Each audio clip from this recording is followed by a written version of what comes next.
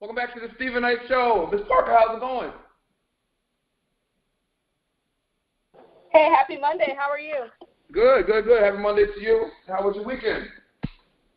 It was a great, busy weekend. I've, never really had a bad weekend, but some are busier than others. This was great. Had birthday parties and cool time and great weather, festivals and bar crawls. It was really fun. I really enjoyed it.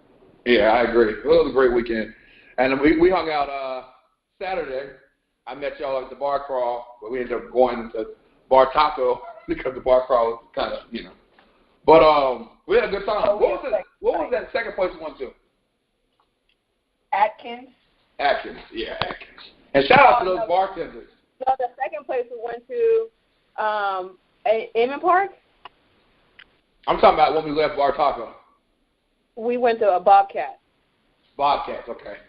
Was that the one we got the free shots and they paid for the advertising? Yeah. Mm-hmm. Okay, well, shout out to them because they looked out for us, and they were really cool, those bartenders. I can't remember their names, but yeah, it was really fun. Yeah, we had a good time. Yep. Chica Evans, how you doing, man? What's up, brother? How are you? Hey, Miss Parker. Hey. How was your weekend, Chica? Weekend was excellent, man. I got a chance to do some writing and some relaxing and catching up on some movies and some television. You know how I do. Absolutely. All right. Well, the question of the day is if your friend confided in you that they were cheating on their spouse, how would you respond? Do you say nothing or do you let them know how you feel about it? Who first? Okay, you can go. Okay. Oh, okay. I responded to the message on Facebook. Yeah. I think if somebody was your friend, if somebody you just know, I think you just mind your business, stay out of it. You don't say anything. Mm-hmm. I think if somebody that is your friend and you feel like it's against your personal moral code, it's not anything that you want to impose on anybody else. You may want to have a conversation just saying that you don't feel comfortable. Because I've had to have this conversation. I don't feel comfortable being around both parties. I don't feel comfortable, being involved in the situation. And then you make a personal choice to distance yourself if the situation doesn't change. But I think that's where your power lies, right? It's the decision you make about how much energy and how much time you put within that person and what they're doing. But I think trying to convince someone that what they're doing is wrong, I think that lends itself to us being judged as well, because we're doing things that may look like, that may look wrong in somebody else's eyes and cause their moral code. Mm-hmm. So I think it's a very shaky ground as far as like how you address it. And I think addressing it from a point of, oh, that's morally wrong, I think that's not the best way to address it. But personally, I just have conversations with people, letting them know that I don't feel comfortable around it, and I would appreciate it if I'm not involved in the situation. And I just go about my business because I think every adult knows who they're dealing with, and right. People cheat a lot more often than people would think. So I see it all the time. I just go about my business. As long as it don't involve me, I keep it moving. Yeah. Just like there are other people doing things that I don't choose to condone or be around, and I do the same thing. So cheating is no different. Just like I don't like people sleeping with other people's husbands. I don't like women who sleeping around. That's just not. It's fine if you want to do it. That's fine. But I'm personally just not going to put myself in a position to be around you. So I think that's the thing that you can control in that situation is you. So getting involved, trying to change the other person or state your opinion about how you feel about their life, I think it's a waste of time. Unless they're asking you for advice, I think it's a waste of time. Okay. What about you, Chica? You did say spouse, right? Yeah, spouse. Mm-hmm. Spouse. So that means that you said an oath under God and that your union is supposed to be blessed. Mm-hmm. We'll start off with that. If it's your spouse and you're my friend, then more than likely your spouse is like family to me as well, because I'm going to accept that person into my fold because they're an extension of you. And if you begin to do negative things to that person, I'm like Ms. Parker, like I can't be around that energy. I can't put myself in that situation because one thing that I'm not is fake. And I put up a post on my Facebook today, and it spoke to the fact of as you mature, things that you once had a certain viewpoint of, it kind of changes as you grow older, because your priorities change. And the hashtag was, what is isn't what was. And one of the things that changed with me over time is I don't put myself in situations of conflama and confusion, and that's messy. Yeah. So I would probably just stay out of it. Yeah. Of altogether, like I would remove myself. My friend probably would see less of me, because unless it was solicited. If you came to me and asked me something, then I would tell you. But for the most part, I would try to refrain from the situation. I wouldn't be involved. Right. Yeah. I agree. I think unless somebody's asking you for your advice or your help, they realize they're doing something wrong. They want advice. They need help to kind of get themselves out of the situation, or maybe work it out with their spouse. I think it's between them too. But you'll be very surprised to know how many people know that their partners are cheating, and then you get involved and start telling the other person, this person's cheating on you, or you get too involved with a person who is cheating, giving advice. They're going to distance themselves from you. They're going to feel like, you become the bad guy. So I think that's true. Just from experience, I believe that you leave things alone because people know who they got before they marry them. And the whole religious thing, I try to keep in mind that everyone doesn't subscribe to the same religious belief.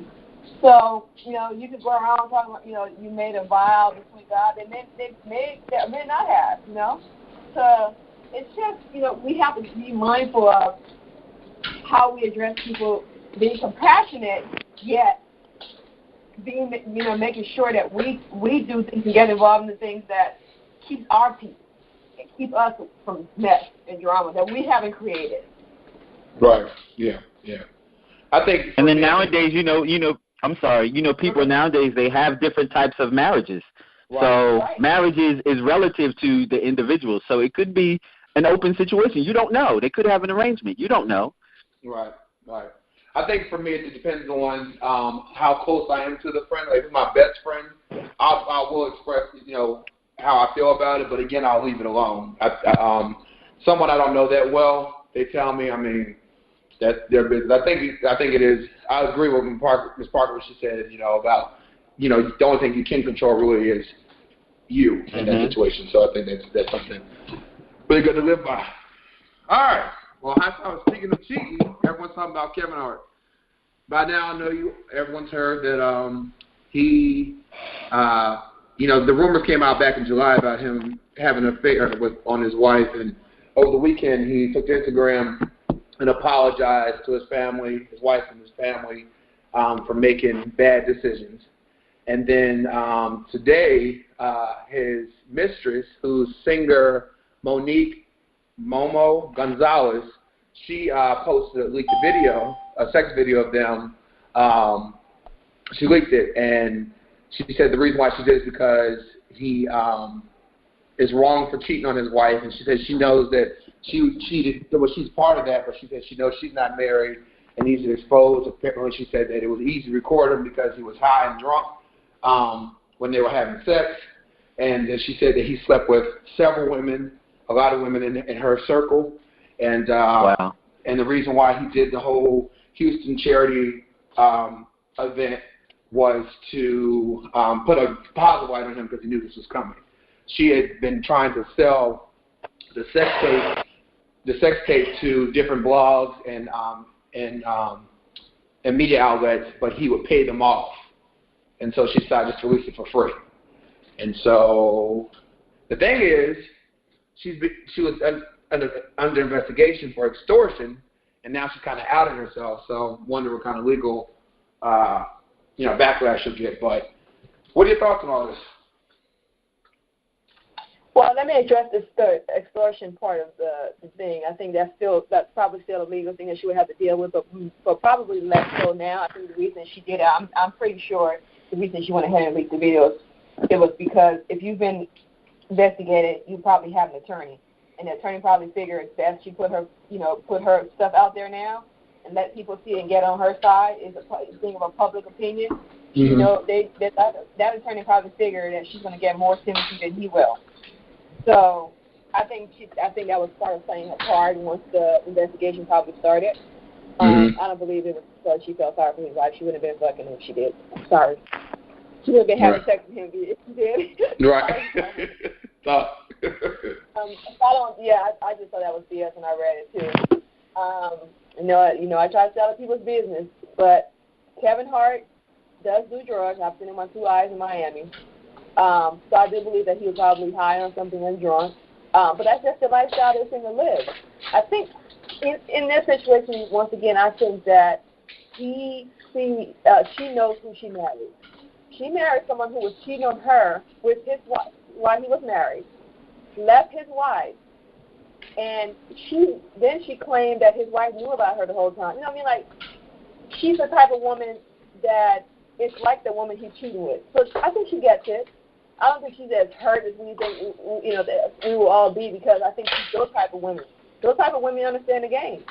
Yeah. She understands the game or what she signed up for. I think if anything, maybe she's a little bit embarrassed, but I don't think she's going anywhere, and I don't think she's as torn up about it as we all think. All think she should be or would be. Right. She lived that lifestyle. She was the other woman. She was okay with it.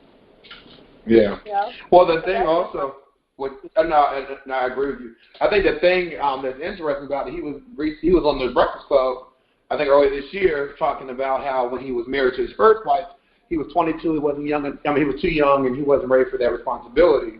But now, he's married. He's met the best person for him, and he said, "I'm not even good at cheating." He said, "I know I have a target on my back. It's easy for someone to record me and put it out there, and I'm just not good at it." He said, "I'm 36 now, and I've met an amazing woman, and this is my partner." And then as soon as he got the interview, he's out there doing it. I don't know. Right. What are your thoughts, Chika?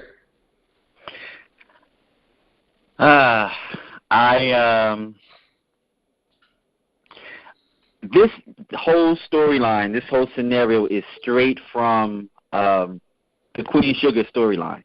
This same scenario happened in the show Queen Sugar, except the woman was a prostitute, right, and this woman isn't a prostitute. Right. I just don't understand, when you have a whole lot to lose, why would you roll the dice? Right. I don't understand that. And you're so hot right now. Kevin Hart is like the it guy right now. Mm-hmm. And you're on Front Street, you're in center stage, you're in the spotlight, everybody's looking at you, and this happens. Mm-hmm. And he's not married that long. He hasn't been married that long. Wow. Nope. He's been married a year, and she's 7 months pregnant. Wow. And you didn't even get to the 7-year itch. We couldn't even get to that. Right. Right. Yeah. You play around with fire, you get burnt. That's just where I'm at with it. What'd you say? In August, they had their first wedding anniversary in August. Mm-hmm. Yeah. Crazy. Well, I wish the best for both of them. I hope that, because apparently his first wife said that she never seen someone that struggles so much with infidelity, and he recognized that about himself, but he refused to get help. And so I hope he does get help, but this is a problem for him, because it's gonna, it's not gonna end up good for him. And I hope that she's okay, especially being pregnant with 7 months. But karma is a beast. All right. So help me with the name, Chike, Leah Remini. She's the actress. Leah Remini. Remini, yes. So she, she has been putting the whole religion of Scientology and, the people in Hollywood that are associated with that on blast. She has a book, and she was saying that she's known for years that Jada Pinkett Smith was part of the Scientology. I guess where their center is Scientology Celebrity Center. She used to see her all the time. She said she never saw Will there, but she always saw Jada. Well, she said that, of course, Tom Cruise, he's like the spokesperson for it. She went to a party that he had at his mansion, and she's a 7,000 square foot mansion. And Jada was there, Will was there, and she was there. And Tom Cruise comes to them and say, "Let's play hide and go seek." And she was like, she thought he was joking, but he was dead serious. And she was like, "Well, I have one heel, so I can't play. I'm not going to play." And she thought it was just bizarre. And so Jada was trying to get her, because she thought Jada may have left the, Scientology, the school of Scientology, whatever it's called. But she was still in there, obviously.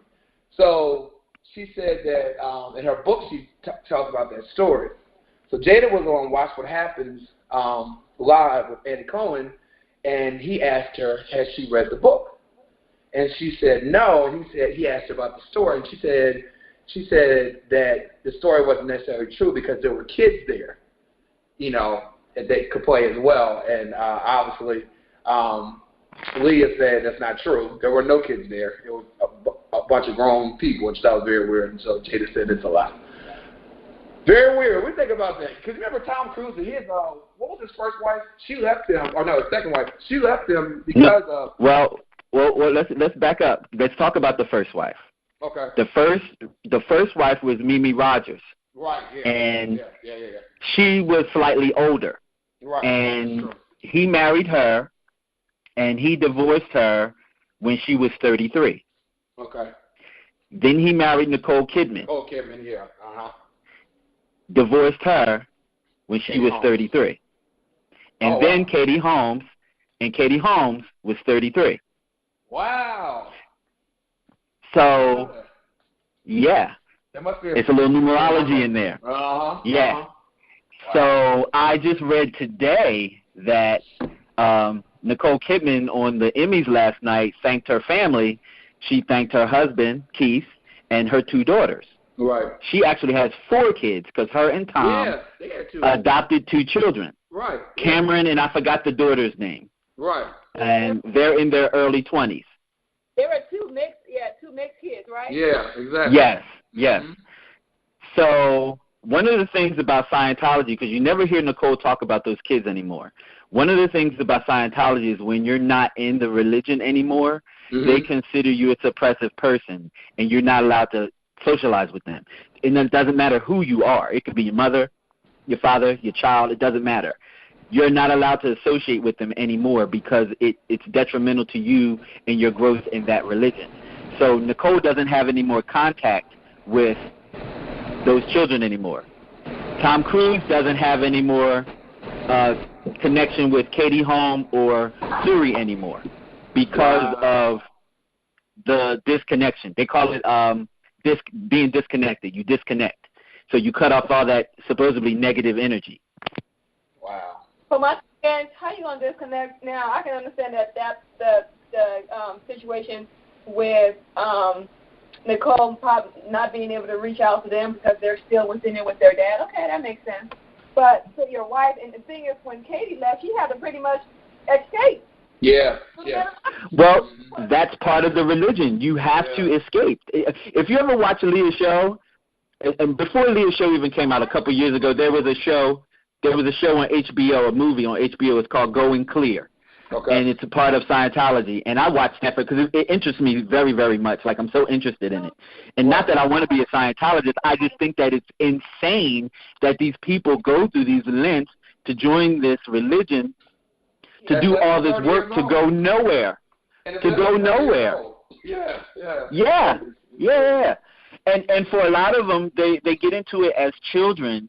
And, when you get into it as a child, it's just all you've ever known. Right. And you're living in this religion to serve, the religion. You don't really think that it's wrong because it's all that you know. Right. But the adults that get into it, and I look at people in celebrity because when you're celebrity in it, it's a little different than when you're regular in it.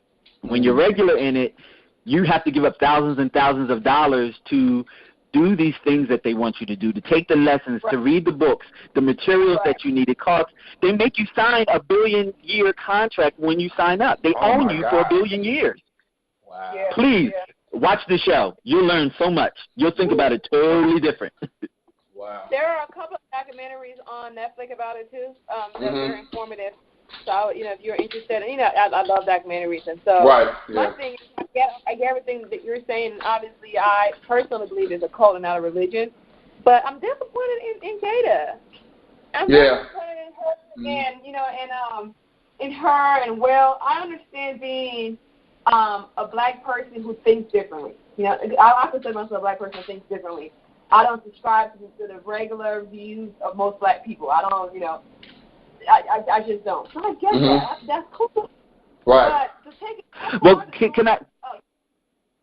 I'm sorry. Can I just say this about being a celebrity in that religion? When you're a celebrity in the religion, you have access to everything because they have Scientologists everywhere. So those big movie deals that are made, they're hooking you up. The press that you need, they're hooking you up. The marketing that you need, they're hooking you up. It's only the people that don't have the means that are the ones that are going bankrupt.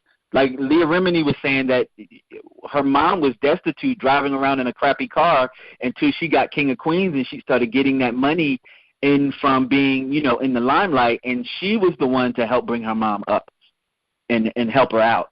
But other than that, they leave you destitute. No, I get that, but I'm saying, like, from a point of understanding that what you're in is a cult, from a mind of Jada Pinkett. Now, knowing her background and seeing her grow up through, when she first started acting, she was Tupac's best friend. Great minds, well-read, super educated. I want to use the word whoop, like just very conscious. Like, let me show you the puzzle piece. The puzzle piece is she married Will Smith. She didn't marry Tupac. She married Will Smith. Will Smith has means. There's a connection there. The connection gets you leverage. The connection gets you fame. The connection gets you more money. Wow. So people basically sell their souls. I get it. No, I totally get it. But I'm just saying that how she gets from that yeah.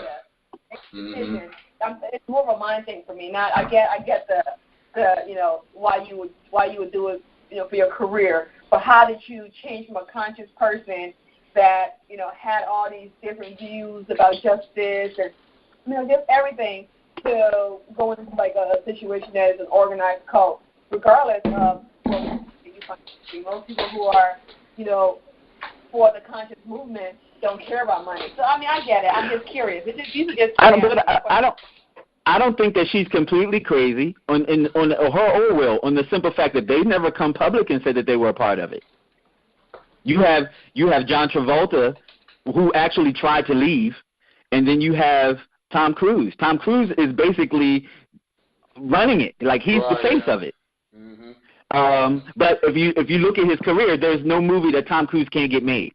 He has his own production company. That's true. The Scientologists built a studio for him, and they also supply all of his supplies when he goes on set, like his trailer, the amenities that he has. They're supplied by Scientology. Wow. He has no wants. It ain't worth it. It ain't worth it. It ain't worth it. All right, before we go on break, so everyone's saying that Nicki Minaj and Nas are dating. They've been seen a lot together. She's been tagging them a lot on social media. They've been known to have, quote-unquote, sleepovers. And last night she went to his concert in New York. Are you team Nas and Nicki Minaj or no? I don't. Me personally, I don't.